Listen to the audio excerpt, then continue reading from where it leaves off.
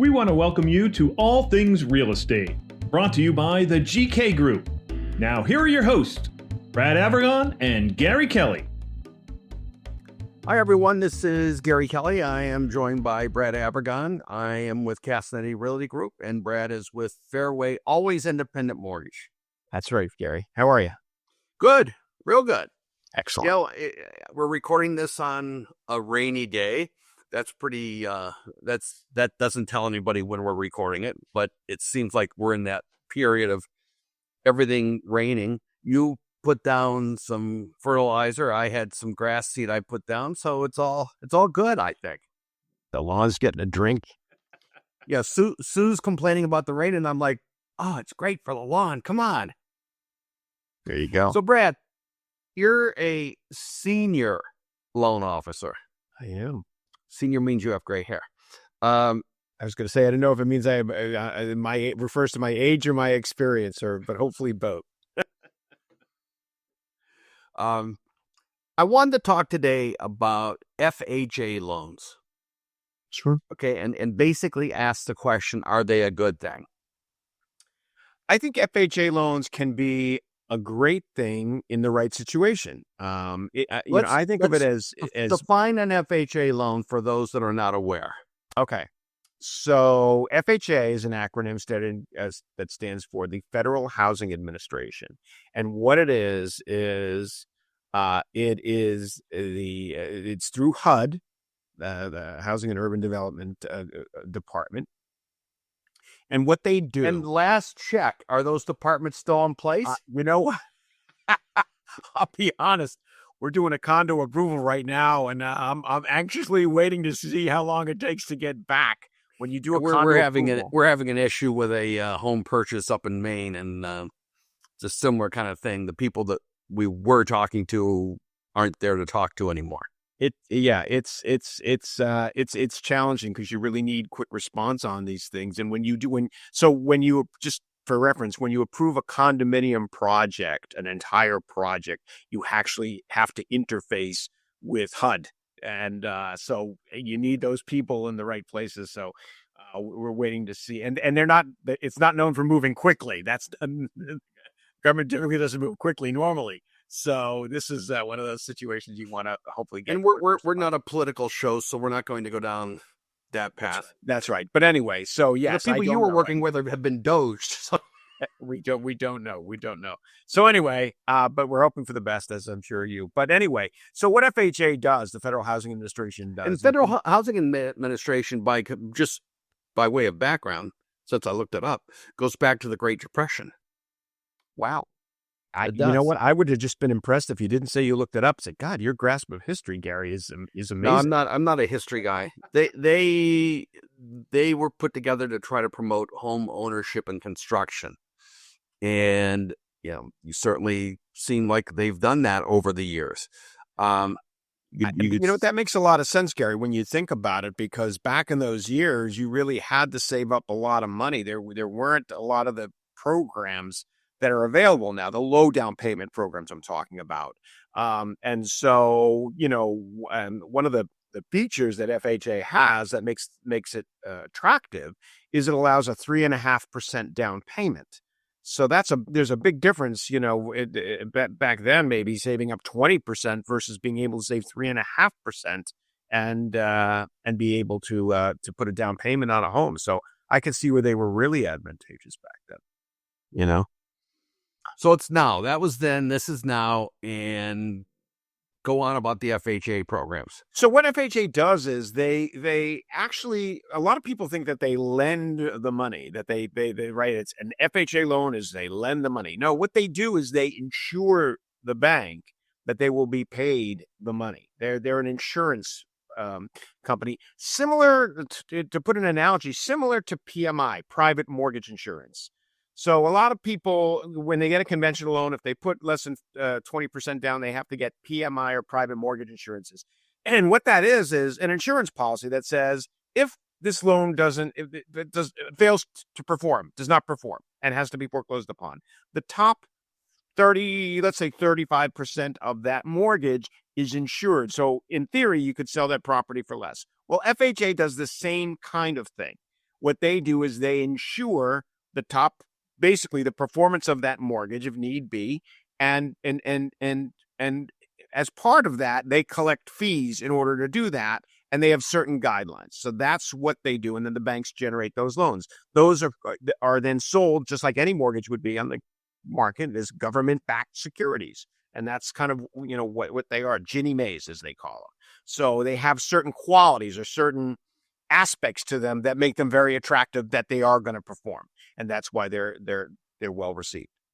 So one of the things that I often hear when we present offers to a seller is they'll go down the list and they'll say, cash is king, that we understand, conventional mortgage, okay, but then they get to things like FHA or USDA or VA, and all of a sudden they have a visceral reaction, and I don't fully understand that. I think what it comes down to is when a seller's evaluating an offer, they're looking at what are ways that this deal can go bad? What are potential ways or risks that this deal could go south on us, that we're not going to sell this house for this price to these people on this particular date? And so that's why I think when you talk about, cash is king, somebody comes in with a cash offer with no appraisal requirement, no home inspection, the odds of that deal closing are pretty good, right? There's not a lot of what I call the escape hatches, so to speak, on a deal, right? The odds are going to put their down payment down. You're going to go to purchase and sale agreement pretty quickly and go forward. When you talk about a conventional deal, maybe you have a home inspection contingency and maybe you've got a mortgage contingency that basically says they have to get financing, in order to get this deal. But other than that, it should be fine.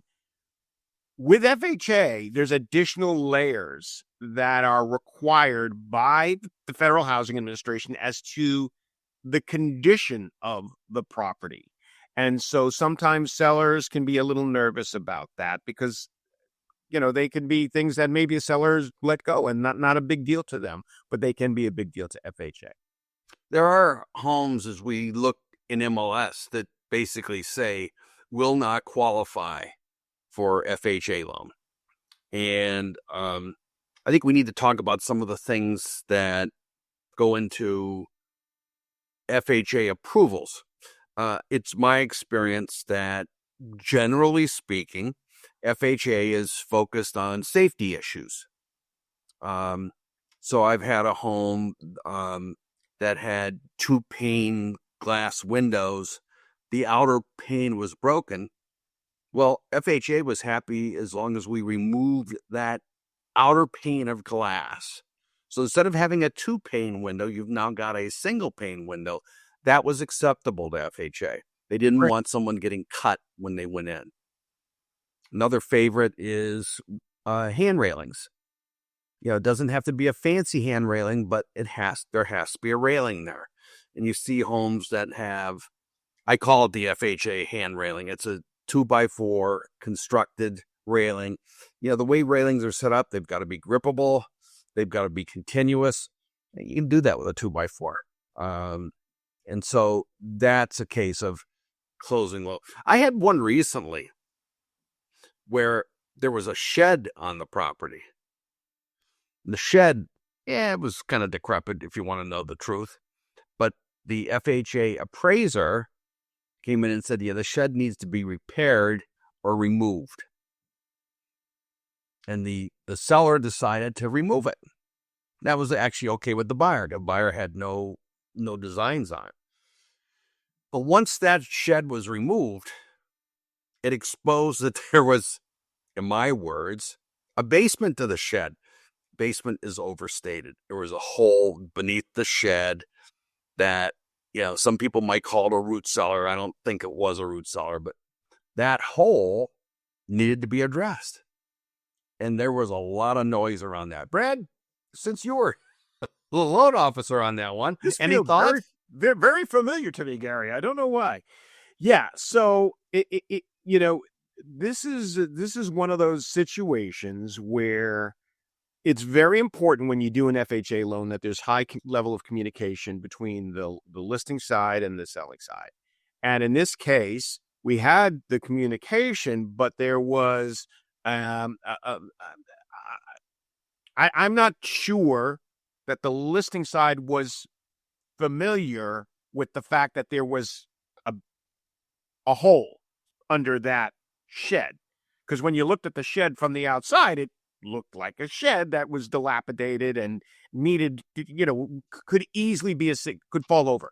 Knock it down, couple guys or women, whatever, and throw it in a pickup truck and it's done. It looked like a stiff breeze could blow it over, but nonetheless, a couple of folks with a pickup truck looked like they could take it down in a few hours. The surprise came when there was, in fact, a hole that needed to be addressed. So why did the hole need to be addressed? So first of all, the hole was substantial enough that it could pose a safety issue. And Gary, you hit the nail on the head.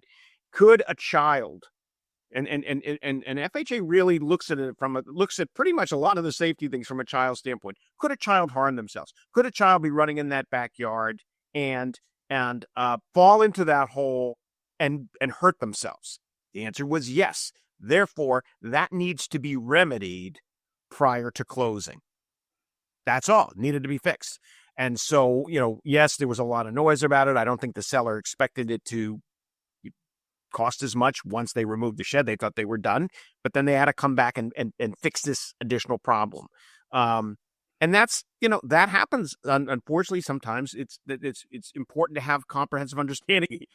Maybe the next deal we do with a shed on it, we may say, hey, just out of curiosity, is there a basement under this shed? Not something we've run into, but I've been doing this for 38 years and I've never seen that before. So that was... I have to admit, I've seen a gazillion sheds.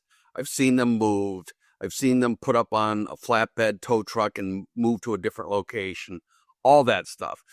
The basement, if you will, was a surprise. Yeah, I think for everybody involved, maybe including the seller. I don't know if they were the original owners of that home. Didn't look like that cell had been used in a long time. But anyway, nonetheless, it was remedied and everybody came out well. But again, using that analogy about could it be dangerous to a child? It flows over into other areas of a home that's going to go with an FHA. So one of the common things, and you referred to some of them before, was peeling paint. Well, you can probably comment on the lead law in Massachusetts, but if a child were to come up and grasp a piece of peeling paint, as toddlers may do, and stick it in their mouth, could they be harmed for it? That's why peeling paint is a bit of it's a concern for FHA and one that needs to be addressed prior to closing. And I think it does, if I'm not mistaken, Gary, it does kind of play into that lead paint law, doesn't it? Well, it does. And, no one wants to have a kid get sick. And at the same time, I saw actually a This Old House television show recently, and they weighed a container of paint and then a container of lead paint, and the lead paint was substantially more. It's not a little dusting of lead. There's a lot of lead in that paint, and so that's where the kids could get into it. Let's pick up with that after we pay some bills, Brad. Sounds good, Gary. Thank you for watching All Things Real Estate. We'll be right back.